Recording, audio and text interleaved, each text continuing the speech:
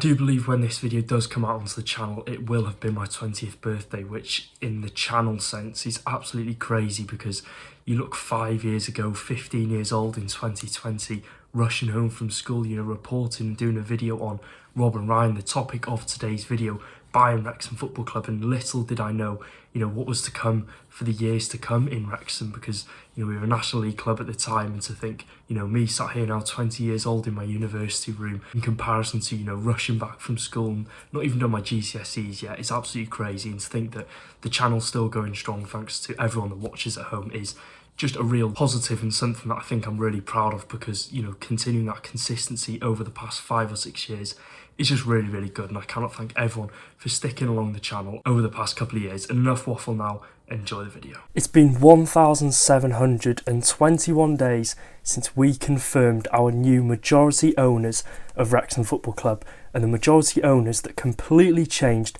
the club's future history and present history.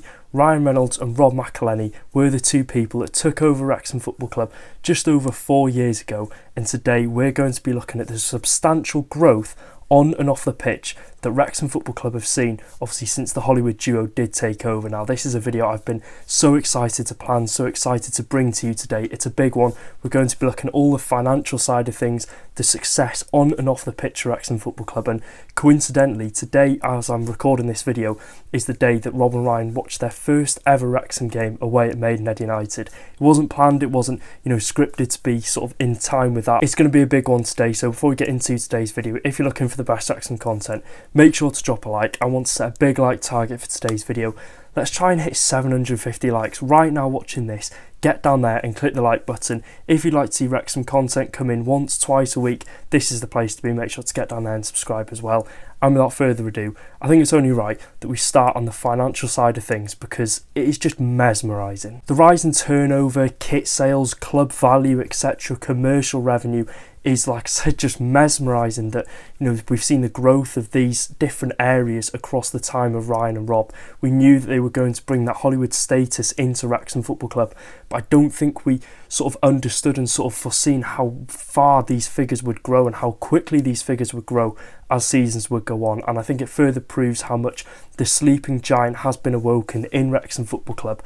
And I think it's only right to start on the main talking point that I think just sort of puts everything into perspective: the turnover. Going through the statistics, the season before Rob and Ryan took over Wrexham Football Club, we generated a turnover of 1.19 million. That's estimated. 21-22, their first full season, £6 million. 22-23, 10.5 million.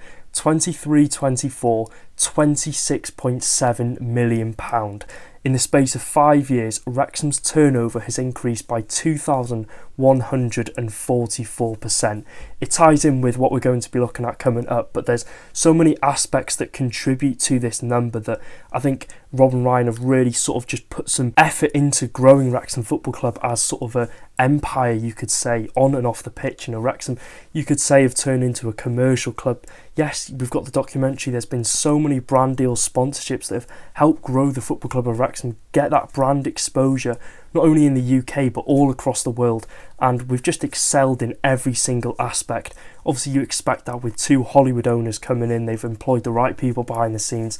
The marketing strategies were always going to be top tier at Wrexham Football Club. But if you're looking at the turnover, going from in the 22-23 season when we got promoted to League Two, it being £10.5 million, to then being a League Two side with a turnover of £26.7 million, is something that you won't see ever again. And if we're looking at the retail side of things as well, their first full season, 21-22, 1.3 million, 22-23, 3.4 million, 23-24, £4.4 million.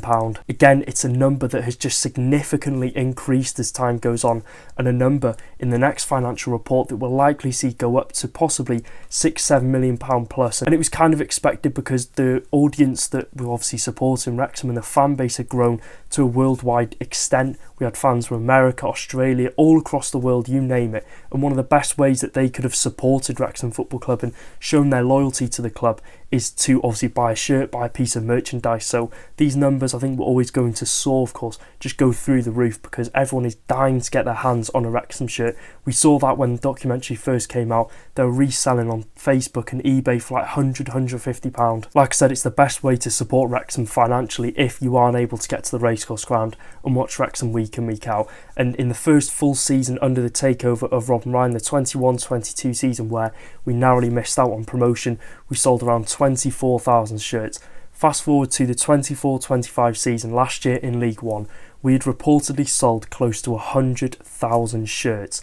For a League One side, selling a 6 digits is just absolutely ridiculous, and obviously it was close to 6 digits, but that brings me on to the point of this year we've gone bigger and better and bolder. We've got distributors around America, Australia, all across the world. Macron have supplied the new Wrexham kits in the Championship to loads of different stores across the world. We're surely going to see this number go through the roof for 6 digits, even further. Possibly 125, 130,000 shirts are going to be sold, obviously due to the global distribution of all 3 shirts and merchandise regarding Wrexham Football Club. And I think as well, it is just still incredible to see how many people you see, you know, if you join the Facebook groups, the Wrexham fans chats on Twitter, just anywhere on social media, the people that are rocking Wrexham shirts in different countries all across the world, across the globe. It's just crazy, you know, there's so many different countries out there. It just shows the reach that the documentary has had and how big this fan base is of Wrexham, not only in Wales, not only in England, but the whole of the world. And I think still to this day, some people kind of underestimate the reach that the documentary has had, and I think the reach that, you know, we have in terms of fan base all across the world. But I think it's slightly highlighted by the USA and the Australia tour, but again, I don't think people sort of understand how big we are. I think as well, if we're looking at this number, 4.4 million in League 2, you're looking 2 seasons on in the Championship. What's that number going to be? Is it going to reach the £10 million mark? We really don't know, but it's likely to rise quite significantly though through the new training gear. We've got various new collections out, obviously clothing collections which weren't seen in the 23-24 season. Slightly not even in the 24-25 season. The club have really exploited that untapped market that they haven't really been in before, so I think the number is just going to go continuously up. Looking at sponsors and advertising now, this is where it just gets completely mind-blowing and where the digits and the figures just really don't make sense to me. 21-22, £1.05 million, 22-23, 1.8 million, 23-24, 13.18 million. The spike that Wrexham saw in this number after promotion to the EFL is something, like I said previously, with a turnover that is never going to be replicated by a League 2 side.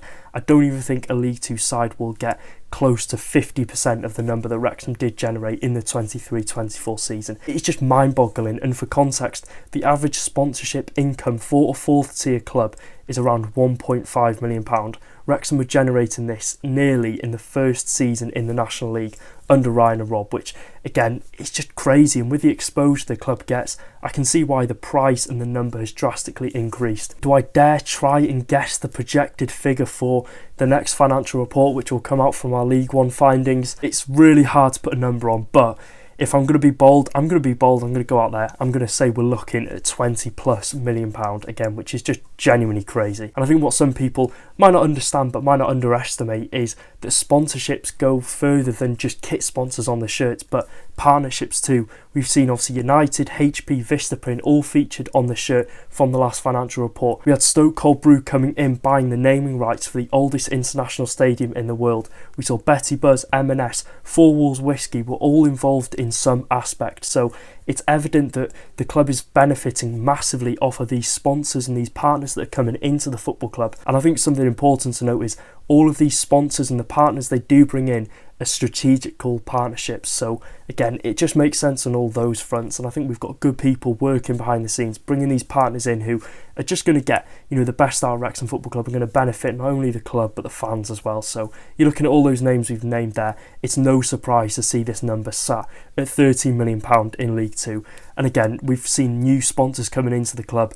It's going to be looking at £20+ million on the next financial report. That's what I think anyway. I think something to note as well, our 23-24 income as a League 2 club rivaled what bottom end Championship clubs were recording. So I think that kind of just does put it into perspective, that sentence I've just said. So I think the main talking point and the main reason to the growth of Wrexham Football Club over the past couple of years, welcome to Wrexham. I think it's important to note that Wrexham don't benefit financially off of the documentary, but it's indirectly contributed to the growth on and off the pitch to a substantial amount. You're looking at a reported 5 million people that tune into every episode of Welcome to Wrexham over the past couple of years. It's boosted kit sales, it's helped secure big sponsorship deals, which obviously leads to a larger playing budget, which has maximised success for Wrexham over the past couple of years with back-to-back promotions, and it just overall further enhances the club's overall value to obviously gain those bigger sponsorships, those bigger partners in, and just grow Wrexham as a financial empire,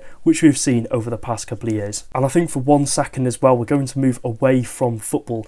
It's helped with the local economy as well in the city of Wrexham. Wrexham generated £179 million in tourism revenue in comparison to 2020, where the number sat at £49 million. So the impact they have had on the town and the city of Wrexham just goes a lot further than just the football club. They've revitalised the local area. You know, people want to come to Wrexham now, they want to explore Wrexham. And I think an extra point to add is it's helped support 1,800 jobs in the hospitality sector across Wrexham. So again, you've just got to look at this from a point of view. They are just incredible businessmen and have just done so much for the football club and for the town, you could say, of Wrexham. And if we're looking on the pitch, it's been nothing short of a fairy tale for Wrexham and for the fans of Wrexham Football Club. People from the outside are not going to say it's a fairy tale, but for the fans who have saved the club on a couple of different occasions, they followed us through thick and thin. You know, since I've been supporting Wrexham, we've been a National League club. We've been obviously flirting with playoffs, promotion for like 2 or 3 seasons since I've been supporting. But the other seasons we've been, you know, just outside the playoffs, mid-table, bottom end. It's been a very inconsistent time following Wrexham in the National League to then, you know, suffer from all those years of seeing just complete and utter garbage on the pitch. You know, no consistency at all. We had those 1 or 2, like I said, good seasons where you thought this is going to be the year that, you know, we become an EFL club. To then go from those seasons to back-to-back promotions from the National League to the Championship in the space of 3 calendar years is just a crazy story, and I think it is going to be one of the best footballing stories out there and will be one of the most talked of footballing stories for years to come, because where you've seen Wrexham have been over the past couple of years to what's happened in a very short amount of time, it is going to go down as, like I said, a fairy tale story amongst Wrexham fans and probably fans all across the world. Obviously the ones that aren't bitter for the English club fans. Like I said, it was back-to-back promotions for Wrexham from our opening game of the season against Eastleigh 3 years ago to now starting our Championship journey away at a sold-out St Mary's against Southampton. It's been a quick rise up the leagues, but it's one that we have enjoyed every single second of. But, you know, it's memories that are going to last a lifetime. They're memories that you'll take to your grave. It has just been a crazy time to support Wrexham, and I think what a lot of people aren't understanding is it's far from over. Yes, we might not be doing, you know, amazing in the Championship, but give us time to adapt. Give us time to just sort of relax and sort of adapt to life in the Championship, and this journey will just go completely upwards again. And there could be history made in the next couple of years, like I said, that will never be repeated by a football club ever again. So it's an exciting time to be a Wrexham fan. I'd love to hear your thoughts in the comment section down below. Where do you think we will be in 5 years' time? Again, they're memories that will last a lifetime. It has been an incredible time watching Wrexham Football Club. And I think, again, another really important aspect to touch upon is the women's side of Wrexham.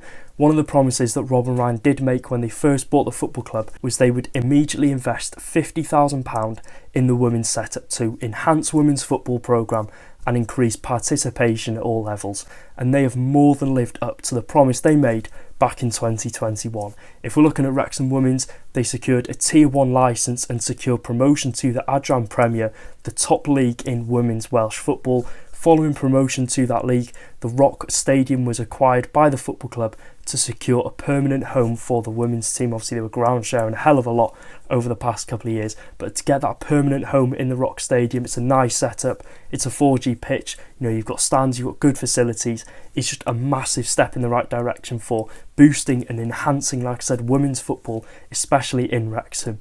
We're looking at the women's team also. They've been on a USA tour, which has helped gain important experience for them. Further experience, of course, playing against some players from different countries across the world, especially Americans who are well known for being a good women's footballing team.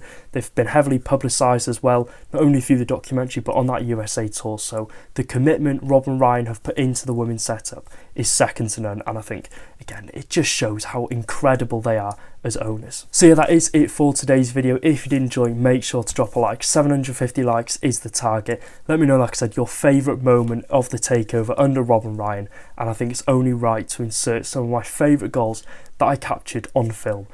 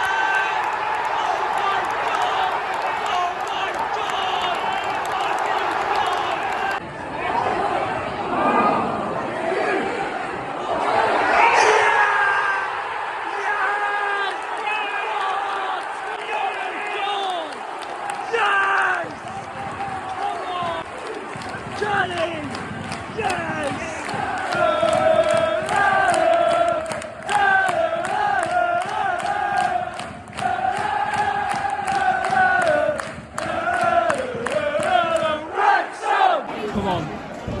Go on.